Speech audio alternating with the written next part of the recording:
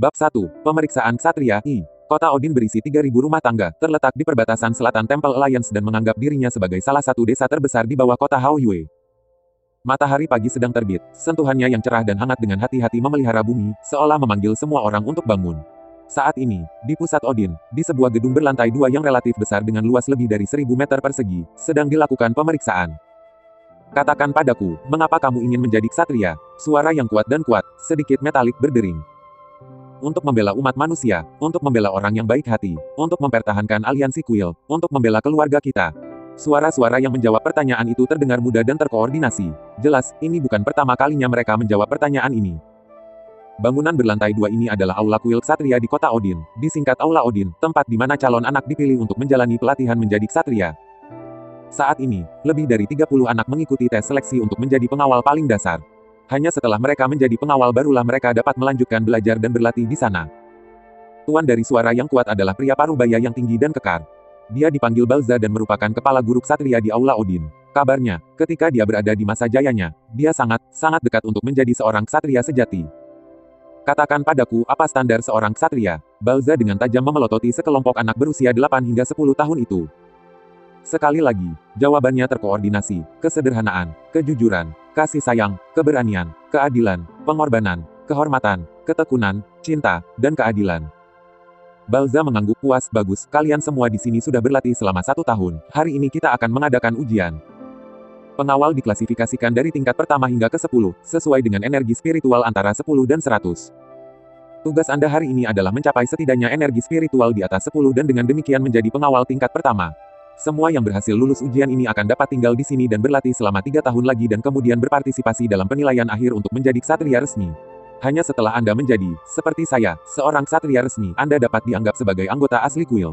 Sekarang mari kita mulai, Jianghu. Petik 2. Iya, seorang pemuda dengan perawakan yang cukup besar berjalan ke depan, mengeluarkan pedang kayu yang diikat di punggungnya. Semua pemuda ini memiliki peralatan yang sama, pedang kayu dengan panjang 1 meter, lebar 1/3 meter, dan tebal 2/3 meter. Pemeriksaan untuk menjadi pengawal sederhana. Di depan Balza ada sesuatu yang tampak seperti balok kayu besar yang terhubung ke hutan batu. Di dalam alur batu itu ada manik-manik batu. Memukul balok kayu akan membuat manik batu bergetar dan menilai dari ketinggian tempat manik batu itu memantul, energi spiritualnya ditentukan. Ini dapat dianggap sebagai metode yang ketinggalan zaman untuk mengevaluasi energi spiritual tetapi sangat tepat ketika mengevaluasi energi spiritual di bawah 100. Energi spiritual, di Sengmou Dalu, 1, adalah faktor utama yang digunakan dalam mengevaluasi peringkat setiap orang dalam pekerjaan mereka, apakah mereka ksatria, penyihir atau profesi lainnya. Tingkat energi spiritual digunakan sebagai faktor utama untuk menilai kekuatan mereka. Tingkat ke-10 umumnya adalah tingkat energi spiritual rata-rata untuk pria dewasa normal. Ah, Jianghu berteriak keras dan dengan kedua tangan menggenggam pedang kayu, dia mengayunkannya dengan keras ke balok batu. Asteris kacang batu itu bergerak ke atas dan ke bawah. Balza mengangguk puas, dan mengambil dari tangannya daftar nama sambil berkata, Jianghu, energi spiritual tingkat 13, kamu lulus. Selanjutnya, pemeriksaan ini segera dilakukan dan dalam sekejap, setengah dari orang-orang sudah selesai, yang berhasil menjadi sekitar setengah dari mereka. Long Hao Chen, saat dia memanggil nama ini, tanpa sadar Balza menundukkan kepalanya. Di hadapannya adalah sosok muda bertubuh kurus. Anak laki-laki ini tampak agak kurang gizi dibandingkan dengan yang lain, dia cukup kurus tetapi memiliki wajah yang tampan. Dengan alis lentur alami, mata besar, bulu mata panjang, hidung lurus, kulit putih dan bibir tebal, meski usianya baru 8 atau 9 tahun, ia cukup cantik membuat wanita iri padanya, apalagi karena rambut hitamnya, dalam kombinasi dengan sepasang mata biru tua miliknya. Jika dia berpakaian silang, dia akan menjadi kecantikan tingkat nasional. Long Hao Cheng naik ke depan Balza tetapi tidak mengambil pedang kayunya seperti yang lain. Sebagai gantinya, dia meletakkan tangan kanannya di dada dan membungkuk memberi hormat kepada Balza. Guru, penampilan Balza yang awalnya serius sedikit melunak. Dia mengangguk berkata, mulailah. Iya, menarik pedangnya. Long Hao Cheng menarik napas dalam-dalam dan tiba-tiba mengayunkannya dengan kekuatan penuh dan mengenai balok batu. Dengan suara embusan, biji batu itu memantul, tapi jelas tidak mencapai 10 wisuda. Balza segera mengerutkan kening, tingkat energi spiritual 9, Anda tidak lulus.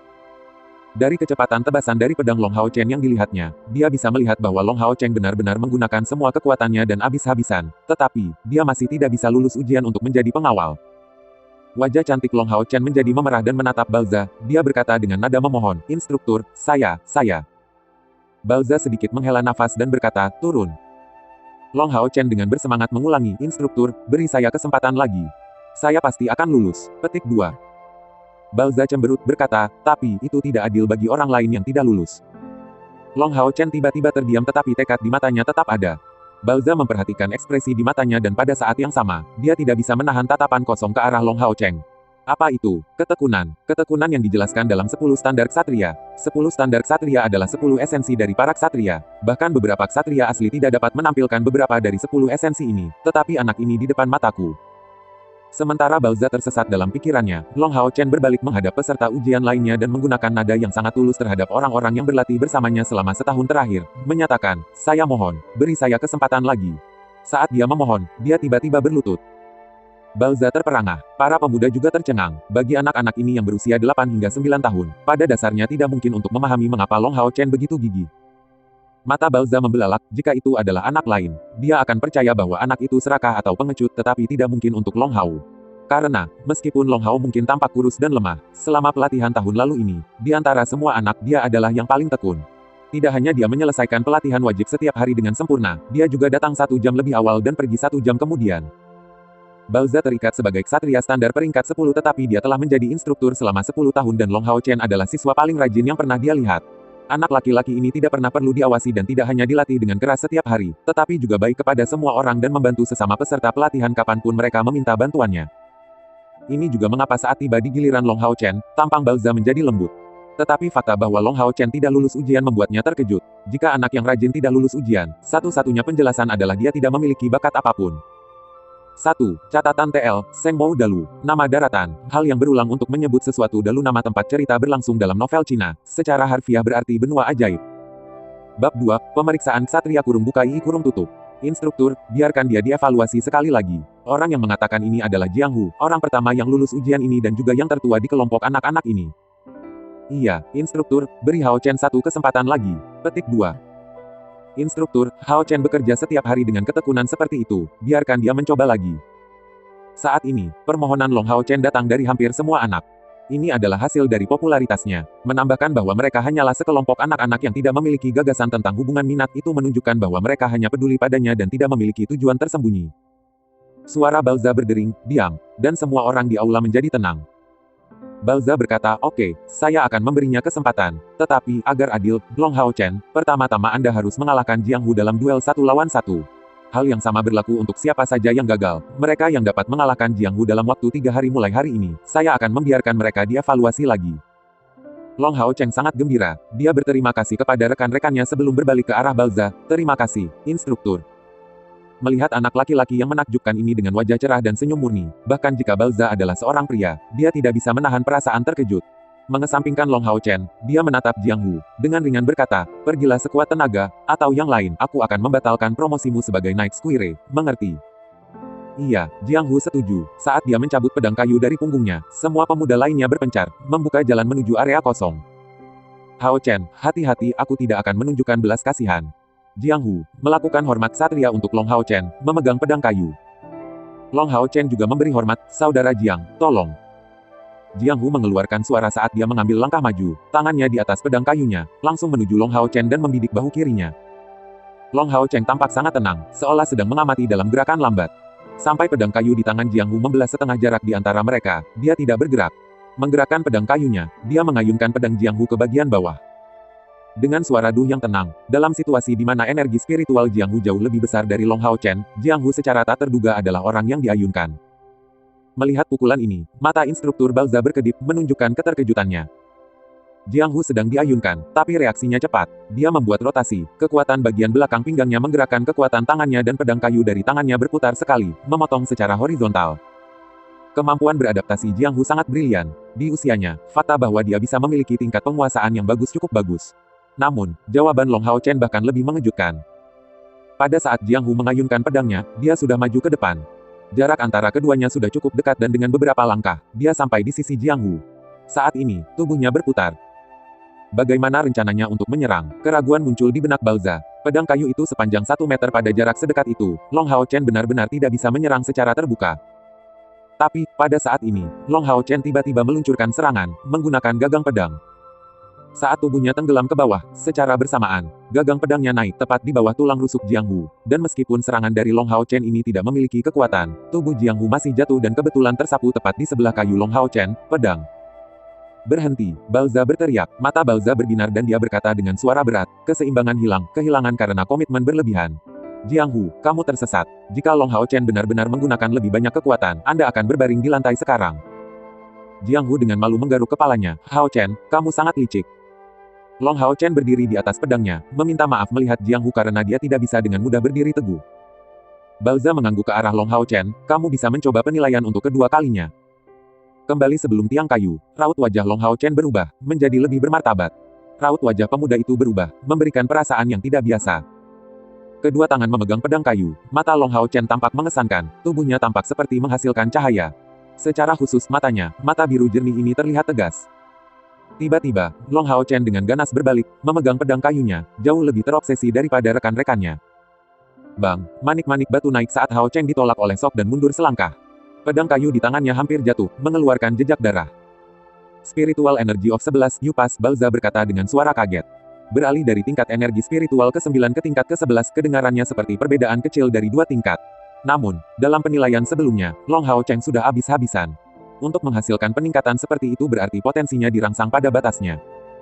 Setelah kejutan singkat, Balza kembali normal, membiarkan Long Hao Chen pergi ke rumah sakit untuk membalutnya, dan melanjutkan pemeriksaan berikutnya. Penilaiannya sudah selesai. Mereka yang gagal, jangan datang lagi besok. Mereka yang lulus akan ditugaskan ke instruktur baru besok. Sekarang bubar. Setelah menerima beberapa cairan pelatihan elemental, kamu bisa pulang. Terima kasih, instruktur. Pemuda itu berteriak serempak. Long Hao Chen, kamu tinggal lebih lama. Para pemuda dengan riang pergi. Entah mereka lulus atau tidak di usia ini, mereka dengan mudah menemukan kegembiraan dan kebahagiaan. Yang tersisa di kuil Aula Odin hanya ada 2 orang, Long Hao Chen dan instruktur Balza. Hao Chen, katakan padaku, mengapa kamu memilih selama duelmu melawan Jiang Hu untuk menyerang dengan cara ini? Balza bertanya dengan serius. Long Hao Chen menjawab tanpa ragu-ragu, karena kekuatanku tidak sebanding dengan kekuatan kakak Jiang Hu, jadi aku hanya bisa mencari kelemahannya. Anda mengajari kami bahwa ketika menyerang, titik terkuat ada di ujung pedang dan semakin dekat kepegangannya, semakin lemah kekuatannya. Jadi pada saat dia menyerang, aku menemukan pusat gravitasinya di pinggangnya. Jadi aku hanya menutup jarak, mengarahkan ke pusat gravitasinya, mencegahnya menggunakan kekuatan penuhnya, sehingga dia tidak punya cara untuk terus menyerang. Petik 2. Mata Balza penuh dengan keterkejutan. Jadi maksudmu, semua ini dicapai melalui observasi. Dia tidak pernah mengajari anak-anak ini bertempur karena usia mereka. Yang paling penting adalah meletakkan fondasi, dan bukan waktu yang sebenarnya dihabiskan untuk berlatih. Oke, kamu bisa pulang. Balza melambai. Ia merasa bahwa anak ini memiliki potensi yang tidak dimiliki oleh anak-anak lain. Instruktur, hari ini bagian dari cairan pelatihan elemental. Memakai wajah cantik ini dan menunjukkan momen rasa malu, Long Hao Chen dengan ragu-ragu bertanya. Oh, terima saja, instruktur, selamat tinggal. Long Hao Chen dengan senang hati pergi. Sambil melihat sosoknya yang melompat menjauh dari belakang, Balza tak bisa menahan senyumnya. Anak ini, dia berperilaku baik, bekerja keras, dan sepertinya dia memiliki bakat tempur yang sangat menjanjikan. Benar-benar benih yang baik dan langka. Petik 2. Apa kau tahu kenapa dia bisa menemukan titik lemah lawan dengan mudah? Saat ini, suara merdu yang sejuk dan cerah terdengar di sekitar Balza. Karena suara ini datang secara tidak terduga, Balza tiba-tiba ketakutan. Dia tidak tahu sejak kapan dia berada di sini, tetapi di sisi Balza ada orang parubaya lainnya. Dia tampak berusia 30-an, mengenakan jubah sederhana dan polos tetapi memiliki sepasang mata yang seterang bintang.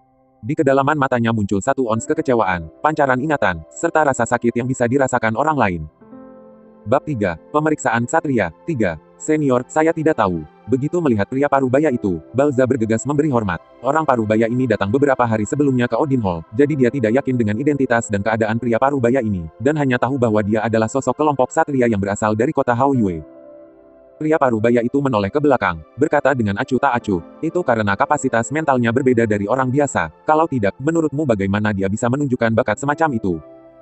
Long Hao Chen senang, memegang gelas di tangannya dan dengan gembira berlari menuju rumahnya. Bagi anak-anak yang lain, cairan di dalam botol ini hanyalah obat yang sulit diminum, tapi baginya, itu sebenarnya alasan mengapa dia bergabung dengan kuil Ksatria. Saat dia berjalan, dia berpikir keras, kakak Jiang Hu benar, cairan pelatihan elemental ini benar-benar hal yang baik. Sejak dia mulai minum sebotol ini setiap minggu, kesehatan ibu menjadi lebih baik. Ibu, maaf kamu mengajariku bahwa sebagai seorang laki-laki, aku tidak bisa mengemis kepada orang lain. Tapi jika aku tidak bisa lulus ujian hari ini, aku tidak akan pernah bisa membawakanmu lagi cairan pelatihan unsur untuk diminum. Petik 2. Jika Balza mendengar ucapan Long Hao Chen, dia akan menatapnya dengan heran. Kekuil Ksatria, cairan pelatihan elemental adalah sejenis obat yang berdampak pada anak-anak di bawah 15 tahun, memungkinkan mereka untuk memperkuat hasil kultivasi dasar, membantu pelatihan mereka dan meletakkan fondasi tubuh mereka. Alasan mengapa Long Hao Chen hampir gagal dalam ujian hari ini adalah karena dia sama sekali tidak meminum cairan latihan elemental.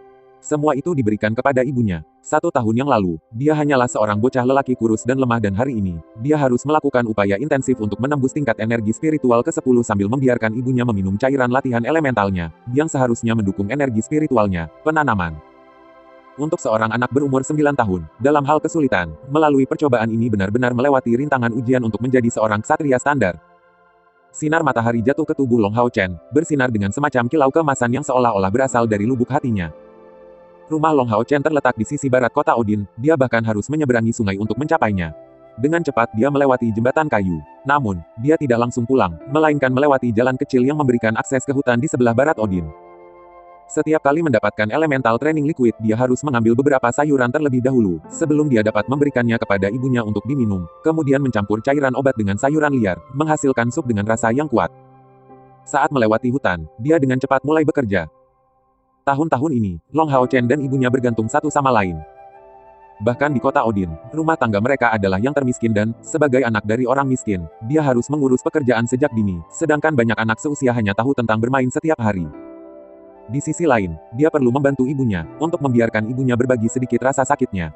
Ibu dan anak hanya mengandalkan sang ibu, Bai Yue, yang berpenghasilan sedikit dari menjahit beberapa pakaian setiap hari, untuk biaya hidup mereka, namun ia selalu merasa bahwa ia memiliki kehidupan yang bahagia. Setelah beberapa saat cukup banyak tumbuhan-tumbuhan, Long Hao Chen cukup akrab dengan mereka dan meskipun mereka hanya tumbuhan liar, rasanya tidak terlalu buruk. Dia tahu tentang ini karena sejak masa kanak-kanak, dia telah makan banyak dari mereka. Saat Long Hao Chen bersiap untuk mengemas ini sebelum pulang, tiba-tiba, suara engah bernada rendah mengejutkannya. Sebenarnya hutan ini tidak begitu damai, kadang-kadang ada beberapa binatang buas di dalamnya. Long Hao Chen mendongak ke arah dia mendengar suara itu, melihat semacam bayangan samar dan kecil yang sepertinya jatuh.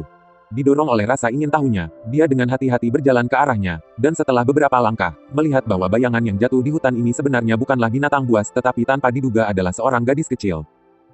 Gadis kecil itu tampaknya berusia 7 atau 8 tahun, memiliki penampilan yang sangat halus, dan rambut pendek berwarna ungu. Pakaiannya rusak, darah keluar dari setidaknya 6 atau 7 tempat dari tubuhnya. Meski dia jatuh ke tanah, dia masih mempertahankan kesadarannya. Dia mencoba untuk bangun, tetapi tampaknya sangat sulit baginya.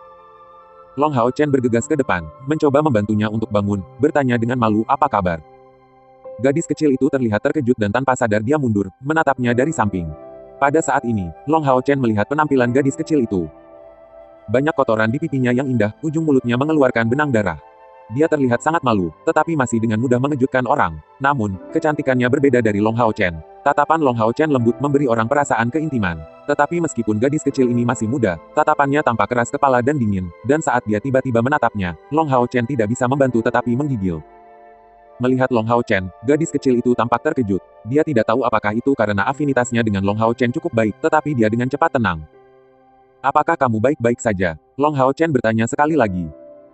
Gadis kecil itu dengan enggan mengangkat tangannya dan menulis kalimat, "Saya tidak dapat berbicara, orang jahat mengejar saya, mereka akan segera tiba. Kakak, selamatkan aku." Petik 2. Melihat kata-kata yang tertulis di depannya, Long Hao Chen terkejut, tetapi ketika dia membaca kata-kata terakhir yang dia tulis beberapa garis hitam muncul di dahinya. Itu saudara laki-laki, bukan saudara perempuan. Setelah membela diri dengan satu kalimat, dengan nada tertekan, dia mengangkat gadis kecil itu, dengan penuh kasih sayang. Karena dia lulus ujian ksatria, kekuatannya sudah berada di level orang dewasa, ditambah tubuh gadis kecil itu sangat ringan, jadi ketika menggendongnya, dia tidak menganggapnya berat sama sekali. Setelah mengangkatnya, Long Hao Chen kembali ke tempatnya, menggunakan tali kasar untuk mengambil tumbuhan liar. Tetapi pada saat ini, gadis kecil itu dengan cemas menarik kerah kainnya. Long Hao Chen melongo ke arahnya, buru-buru meletakkannya di tanah, dan gadis kecil itu menulis dengan cepat di tanah, "Saya merasakan kehadiran mereka, mereka akan segera tiba, mereka dapat melacak aroma saya, cepat pergi, jika tidak maka akan terlalu cepat, terlambat." Alis Long Hao Chen berkerut, dan dia dengan kuat menggelengkan kepalanya, berkata, "Tidak mungkin. Sebagai seorang pria, saya harus melindungi Anda." Meskipun dia baru berusia 9 tahun, saat dia mengucapkan kata-kata ini, wajah mungilnya yang cantik mengandung resolusi yang luar biasa. "Aromamu," ekspresi di mata Long Hao Chen berubah. Dengan sangat cepat, dia mengekstrak beberapa bagian tumbuhan liar ini, menekannya dengan tangannya sebelum segera menggosokkannya ke tubuh gadis kecil itu dan juga tubuhnya sendiri. Setelah itu, dia berlari ke samping, menggendongnya ke semak-semak, dan menempatkannya dengan hati-hati di tengah sikat ini. Pada titik ini, dia berbaring tengkurap, menggunakan siku untuk menopang tubuhnya.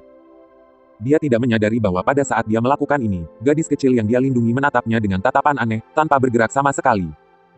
Saat Long Hao Chen baru saja selesai bersembunyi, dia mendengar beberapa suara dari luar, dan dari celah di antara semak-semak, dia diam-diam menatap mereka, melihat sekelompok pria berpakaian hitam. Sosok laki-laki ini sangat tinggi, dan bahkan tersembunyi, mereka masih berbau sedikit bau amis. Di antara orang-orang ini, beberapa berspesialisasi dalam penciuman. Mengapa jejak aroma berakhir di sini? Bagaimana jika gadis kecil ini mendapatkan seseorang untuk menyelamatkannya? Suara serak yang tidak menyenangkan ini bergema di dalam hutan.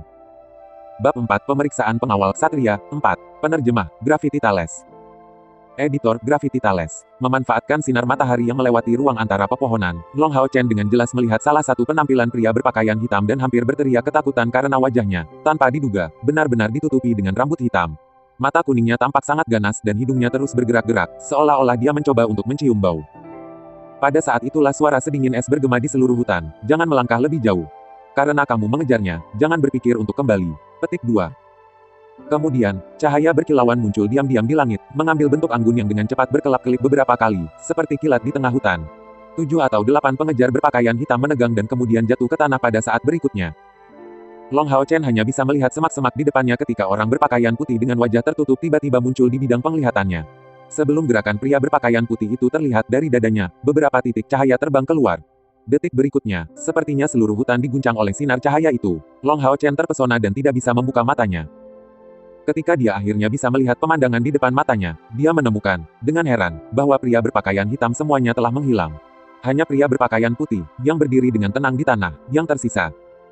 Semuanya terjadi terlalu cepat. Satu-satunya hal di depan Long Hao Chen sekarang adalah semak-semak. Segala sesuatu yang lain berubah menjadi debu. Sepertinya orang-orang yang tampak ganas itu tidak pernah ada di sana sejak awal. Pria berpakaian putih itu perlahan berbalik, melihat ke arah Long Hao Chen dan gadis bisu, dan dengan tenang berkata, "Keluar."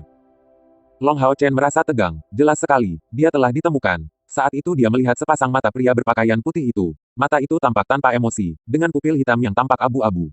Rambut hitam panjangnya tumbuh dari belakang kepalanya, mencapai bahunya, dan dia dibalut pakaian putih sederhana tanpa hiasan apapun. Pria berpakaian putih yang tangguh membuat hati Long Hao Chen bergetar. Bagaimanapun, dia baru berusia 9 tahun. Namun, saat dia menundukkan kepalanya dan melihat wajah berantakan dan pucat dari gadis bisu kecil di bawahnya, darahnya mengalir deras di dalam tubuhnya, berubah menjadi gelombang keberanian. Dengan tenang menggelengkan kepalanya ke arah gadis kecil itu, mengisyaratkan padanya untuk tidak membuat suara apapun. Dia menopang dirinya dengan kekuatan kedua tangannya, dan melompat keluar dari semak-semak. Pada saat yang sama, dia mengeluarkan pedang kayunya dari punggungnya.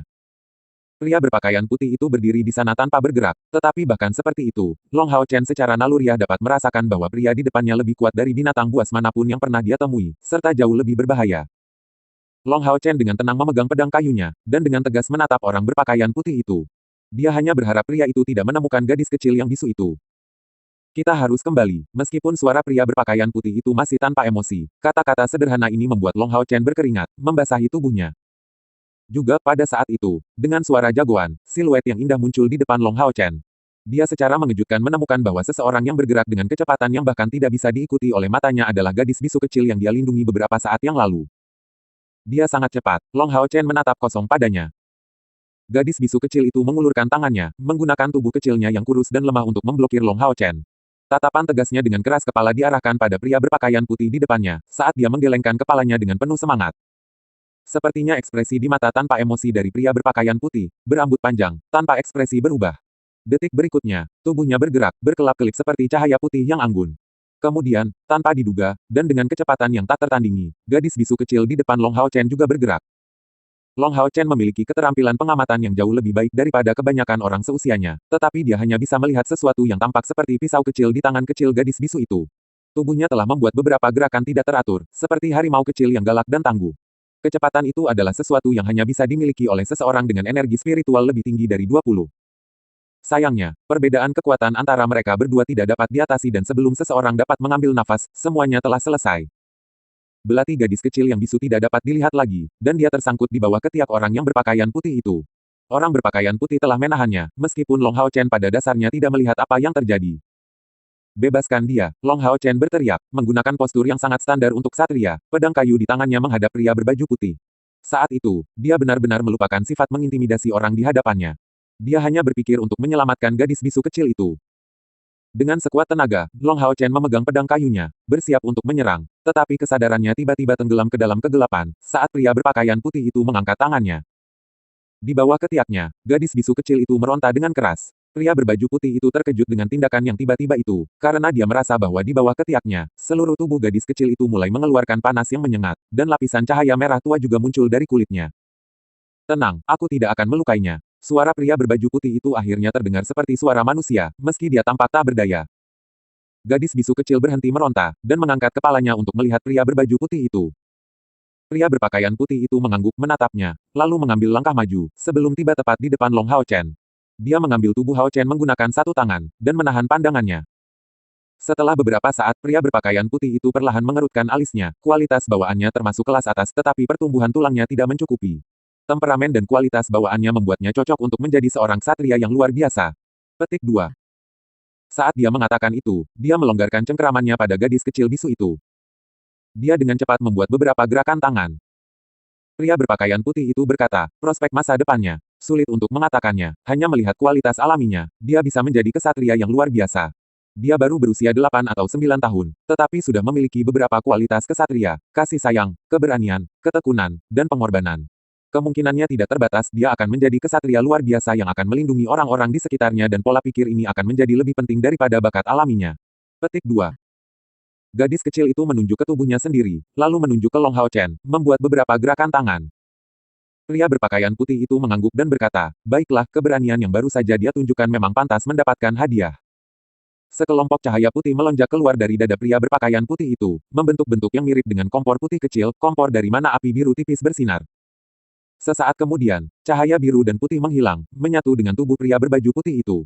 Dia jelas kelelahan. Baiklah, saya baru saja menggunakan kompor tenaga spiritual untuk membantunya memilih 12 saluran standarnya, itu akan memungkinkan dia untuk mengembangkan potensinya ke tingkat yang baik. Sekarang percobaan Anda selesai, mari kita kembali. Petik 2. Setelah dia mengucapkan kata-kata itu, pria berbaju putih dengan tenang berdiri, dan melambai ke gadis kecil yang bisu. Namun, di luar dugaan, gadis bisu kecil itu berlari menuju Long Hao Chen, melepas cincin biru dengan pita emas dari salah satu jarinya, dan dia meletakkannya di jari tengah Long Hao Chen di tangan kirinya. Anehnya, ketika cincin itu ditempatkan di jari Long Hao Chen, cincin itu membesar sedikit dan, pada akhirnya, sepenuhnya pas di sekitar jarinya. Cair, kamu, pria berpakaian putih itu berteriak dengan suara kecil. Hal berikutnya yang dia lihat adalah tatapan keras kepala yang tidak fleksibel dari gadis kecil bisu itu. Dia juga mengatur ulang tumbuhan liar di sampingnya sebelum kembali ke sisi pria berpakaian putih itu. Pria berbaju putih, yang tetap diam untuk waktu yang lama, mengerutkan alisnya, mengangguk perlahan, lalu menarik tangan gadis kecil yang bisu itu dan menghilang bersamanya ke kedalaman hutan. Bab 5, Instruktur baru yang misterius Long Hao Chen perlahan sadar kembali dan berkedip beberapa kali. Dari kelihatannya, bulu matanya yang panjang ini bisa membuat gadis manapun cemburu. Dia secara bertahap kembali ke akal sehatnya.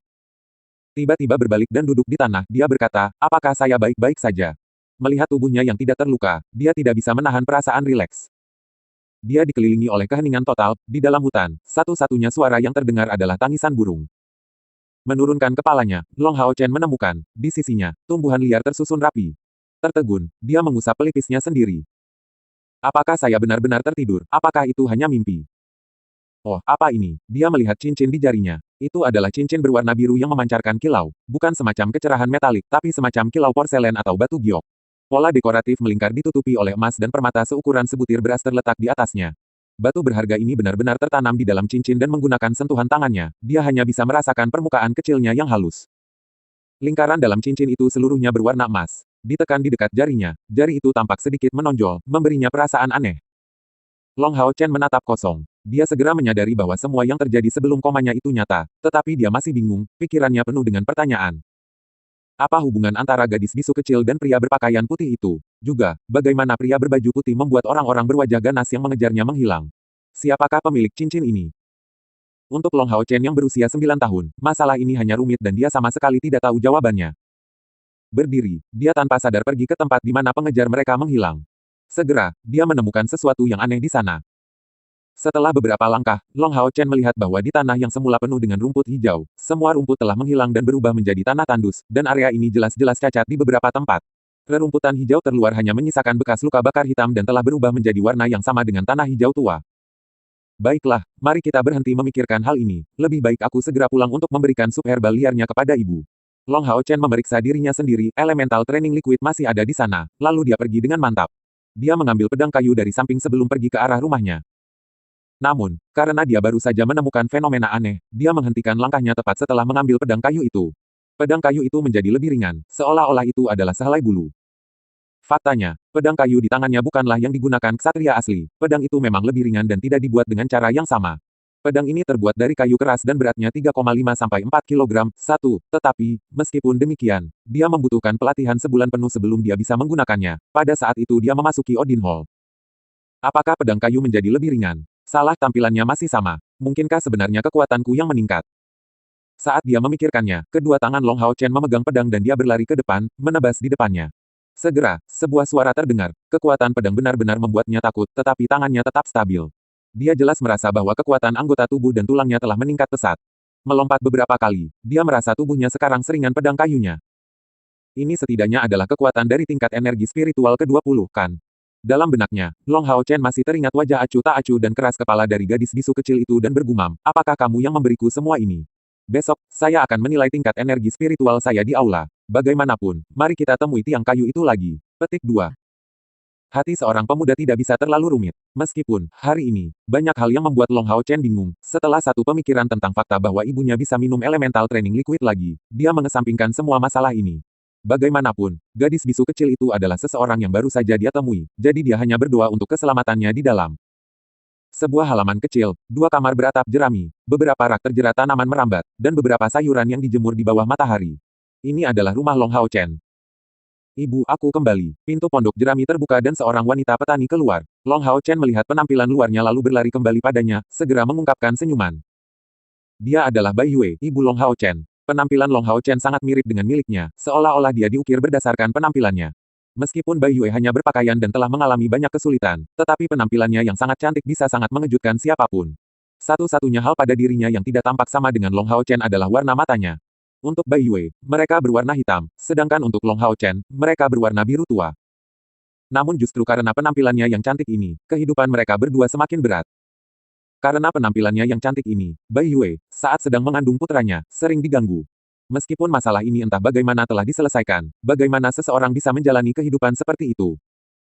Meskipun mereka datang ke kota Odin, dengan persetujuan, dia dipaksa untuk tinggal di sudut kota yang terpencil, dan mencuci pakaian adalah pekerjaannya, yang memungkinkan dia untuk mendapatkan penghasilan sedikit yang hanya cukup untuk menopang rumah tangganya. Chen Chen, kamu kembali. Bagaimana pemeriksaannya? Bai Yue, dengan penuh kegembiraan, berlari ke arah putranya, memeluknya.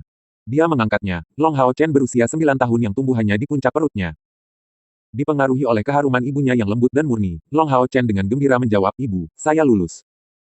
Bai Yue tersenyum tipis, aku tahu bahwa Bai adalah yang paling mengagumkan. Cuci cepat, ibu akan menyiapkan makan siang untukmu sekarang. Petik 2. Long Hao Chen melompat keluar dari dada ibunya, biarkan aku pergi mempersiapkannya. Saya memilih beberapa tumbuhan liar yang bisa dimakan, saya akan menyiapkan sup untuk Anda minum. Petik 2. Saat dia mengatakan itu, dia langsung pergi ke pondok jerami. Di pintu masuknya, dia masih tidak bisa membantu tetapi berbalik ke arah ibunya untuk melihat. Dia tidak tahu kenapa, tapi dia merasa dia terlihat sangat bahagia hari ini. Faktanya, ibunya umumnya tidak banyak bicara di siang hari. Bai Yue terus mengikuti putranya dengan matanya saat dia pergi ke dapur, bergumam, Bai, kamu mengalami waktu yang sulit, tapi, dia menghela nafas ringan, dari matanya mengungkapkan perasaan berjuang sebelum akhirnya menahan batinnya perasaan yang akan melonjak. Malam yang sunyi berlalu, keesokan harinya, Long Hao Chen bangun pagi dan pergi untuk makan sarapan yang disiapkan oleh ibunya sebelum melanjutkan ke Odin Hall.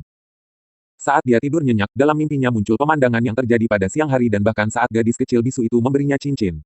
Itu membuatnya bersemangat sedemikian rupa sehingga di pagi hari, ketika dia bangun, dia terlalu tidak sabar untuk menunggu lebih lama sebelum pergi untuk memastikan berapa banyak energi spiritualnya tumbuh. Karena dia datang begitu awal, ketika Long Hao Chen masuk ke Odin Hall, belum ada orang lain yang datang. Tidak ada yang berharga di Odin Hall jadi pada dasarnya tidak ada yang mengawasi apalagi Balza, instruktur Knight yang tinggal tepat di belakang. Bergegas ke tempat pemeriksaan kemarin, di depan balok kayu, dia menarik pedang kayu dari punggungnya. Dia datang hari ini, lebih awal, hanya untuk membuktikan bahwa tebakannya benar dengan mengambil tes energi spiritual. Pedang kayu itu perlahan terangkat. Long Hao Chen terkonsentrasi, kakinya mengumpulkan kekuatan, menarik napas dalam-dalam dan, dari tangannya, pedang kayu itu turun dengan kecepatan penuh.